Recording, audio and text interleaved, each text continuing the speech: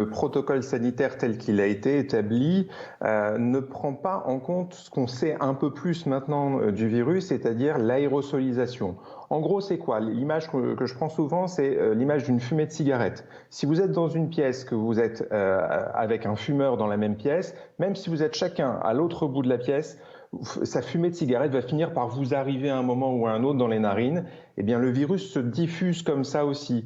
Et là, ce qu'on prend en compte, ce qu'on ne prend pas en compte, c'est cette aérosolisation. Déjà chez les tout petits, les plus de 6 ans, on sait que le virus peut se transférer comme ça. Alors il y a eu des études qui disaient que les enfants étaient moins contagieux, peut-être, moins contaminants, peut-être. Mais moins, ça ne veut pas dire pas du tout. Si on veut éviter d'avoir des classes qui ferment, des écoles qui ferment, des parents qui vont devoir arrêter le travail pour garder les enfants, ou qui vont devoir rester à domicile avec un enfant potentiellement contaminé le temps d'avoir des résultats qui sont de plus en plus longs à obtenir pour les tests PCR, si on veut éviter de mettre l'économie à l'arrêt, il faut être un tout petit peu plus fort au niveau du protocole, mettre des masques à partir de l'âge de 6 ans, comme c'est fait dans d'autres pays, et d'autres pays qui le font, l'Italie par exemple, certains Länder en Allemagne.